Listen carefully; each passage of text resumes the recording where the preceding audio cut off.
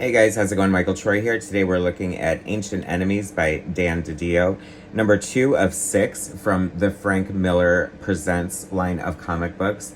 Very excited. This is an excellent book featuring the debut of a Frank Miller created character that you can see right here on the cover. There are 4 amazing pages of art, new art and story by Frank Miller in the back of this. So that is absolutely worth sticking around till the end of the video. So please subscribe to my channel if you haven't already. Hit that like button and let's get right into this bad boy. I had the fortune of recently interviewing Dan DiDio. It is up live. I will put a link in the description. I was very excited to talk to Dan, one of the most enthusiastic people about comic books I've ever met. I love his new Ancient Enemies. I think it's amazing that Frank Miller is putting out new books. This is Dan's epic 6-part miniseries. It is an event happens in New York, an alien attack that destroys the city. So they rebuild it shiny and new, and it creates a class war between the old and the new. And the superhero group called the Greater Good is put together to sort of police the social unrest.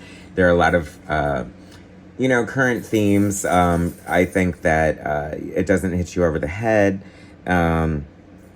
I really like it's like a very what I feel and what I told Dan is how a modern superhero group book should feel. I love this character here. Written Ancient Enemies, Troubled Waters, written by Dan DiDio, art by Danilo Beyruth, a revelation. I love his art. Colors by the amazing Alex Sinclair, who really brought a lot to the table here.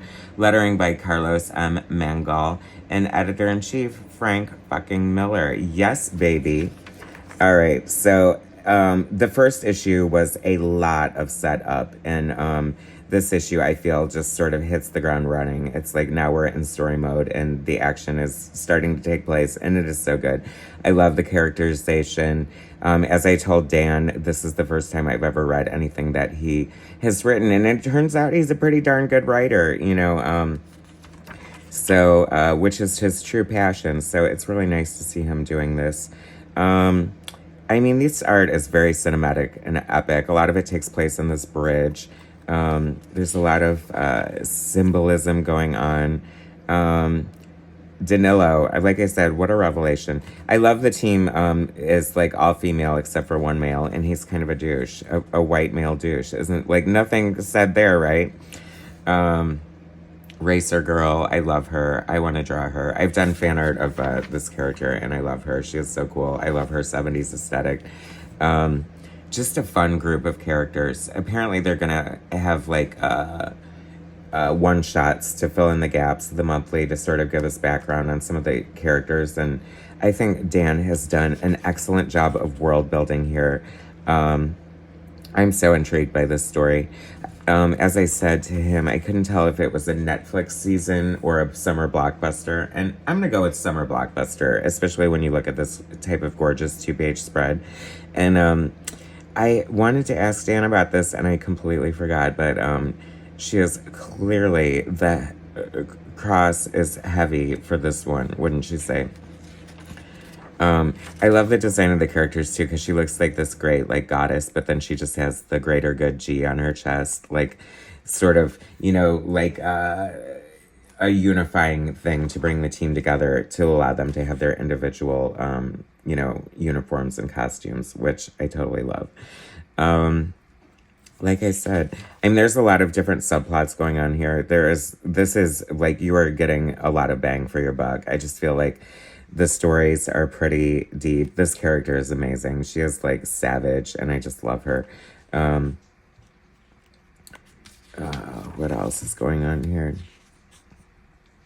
I forgot where Dan said this artist is from, but capturing New York very well, right? Like, doesn't this look like a great, like, I don't know, I just feel totally invested here. Pages like this, and this is a storytelling device that I love so much, that giving us sort of this double page spread, this wide angle view that looks amazing, but you're still using the bottom of the page to further continue this telling of the story. So I just like it. I live for stuff like that. This is cool. And it's so funny too because talk about suspense building. Like I saw what was going to happen here a mile away. And I had to point it out because this is one of the most genius things. This might be a slight spoiler, but I love the fact that the person inside this suit, the Wraith, is a female, and she complains about being misgendered, which is hysterical. And she's getting buried alive. This is so we get the big setup, like the event has already happened. So now that we're in it, we're sort of getting flashbacks to sort of fill in the gaps of the story. And Dan says he has a plan, and I believe him because it seems to be unfolding quite nicely. Crack, boom, argument for sound effects there. I bring this up sometimes, but, perfect example of what you can do in comic books that you can't do in any other form of media. I mean, it's all kind of here, right? And you can take this with you and sit under a tree. You can go anywhere with it and be transported to a different world. And that is the magic of comic books. That is why we need sound effects and thought balloons and captions and all the stuff that makes comics so great. This rat is so freaking creepy. I mean, rats are just creepy in general, but that one low-key freaked me out a little bit. Just imagine being buried alive and then having rats like want to eat you. Ugh. Okay, here we go. This is the Frank Miller character. Come on, tell me this panel is not directly lifted from like what must have been Frank Miller's design. Look at that face. That is screaming Frank Miller. Congrats, Danilo, for pulling that off. It must be intimidating to draw a Frank Miller character created by Frank in a Frank Miller Presents comic book before the little Frank Miller story. This Geek character is out of control. This story is so crazy. You guys are going to die when you see it. The coloring. Alex Sinclair, I mean, what can we say? He colored like Jim Lee on Hush. He's just one of those amazing, adaptable colorists who just brings his A game every single time and just like, oh my gosh, just like sets the bar higher and higher for the coloring industry. And we talked about the colors too. I like the fact that even when it's dark, it's still bright because, a lot of times the art is like oversaturated and the colors just so horrible. I think the edge here is that this is not a digital comic book and they don't want it to be. So it's going to look the same no matter what. You're not going to see like a brilliant version online and then get like a muddied version in your hands. I think that's great. All the more reason to watch my channel because if you're too cheap to buy the frickin' book, at least you can see a preview of it through here. But I urge you not to rest on your laurels. Do not miss out. Unless you're waiting for the trades, I guess that would be fine. That's acceptable, right? But here we go. The anticipation has been building so much. Great page there, right?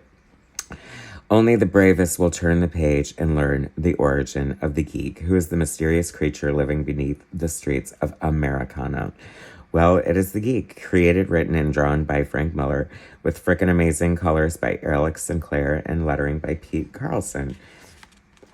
Wait for it, here it comes. New Frank Miller art that you've been salivating for since the release of Frank Miller Presents. Bam! There it is, and all its kooky Frank Miller goodness. This story is so gross. Talk about triggering. This creature is crazy. And this speaks to the collaborative effort of what's going on with this, because this creature would not have come out of the mind of Dan DiDio and would not exist in this comic book if not for the input and genius of Frank Miller. And, I always love that Frank Miller is never afraid to draw a wang, I mean, I remember seeing That Yellow Bastard's creepy yellow dick and being, like, scarred for life. So, I think it was just setting us up for things like 300 and this and, that. Anyway, 4 pages of magic. Look at this. Oh my gosh. Is it crazy or what? Are you dying? Are you gagging? I really like Alex Sinclair's colors. I mean, it just goes to show this is the same colorist here and there. Okay? Point of reference. I mean, what is going on in this madness? It is so crazy. I love it. And making me die and want more Frank Miller. He's supposedly working on the Sin City Western, which is going to be freaking amazing. What's what? I forgot to call Dan out on his obvious riff on Who's Who. in the DC universe. Great designs. I love these characters. Morgan Bonnie, Racer Girl, Mr. Gruntle, the empath who has a trouble connecting to animals, which bothered me because most empaths are animals are drawn to them. So I feel like there's something sinister underlying with this one. I mean, he is kind of a douche, so this to be determined. Evergreen, great name there, right? Big Sister, because she turns big. I mean, love it all. It is so good. What's what? Ancient Enemies Wraith. Yeah, this is the misgendered character. So funny. I love it. It even kind of looks like her boobs are taped down. I know that, I feel like it's more a sign of the times than like a political statement. You know what I mean? And I think that is how you do it. You know what I mean? I think Marvel and DC are facing a lot of criticism for trying to be too woke and forcing issues down. And I think when you make them naturally organic, I mean, it's freaking genius, right? Like, I'm trying to think of another character who might be a girl inside of a suit that is obviously not gender specific. I don't know. Like, you would assume a man's in there, right? And screw society for thinking that. I mean, it looks, I don't know. It's just a subtle, nice social commentary that I like. First Responder, I love that name for a character. And the Genie, my bad. I gotta pick this up. Dan DiDio, Kevin Van Hook, Jose Luis, Jonas Trinidad, and High Five. Well, it's on my poll list, baby. So we will be there. Ancient Enemies, number 3. In stores, March 29th. I cannot wait. And also, since he's not busy enough, Dan wrote a prose novel called Hide or Seek that will be on sale April 11th. Forgot to ask him about that too. But, support the man. He's doing a good thing by bringing us Frank Miller Presents. I love Frank Miller Presents. Ancient Enemies is a welcome addition to the lineup. It is fantastic. Do not miss out on this, people.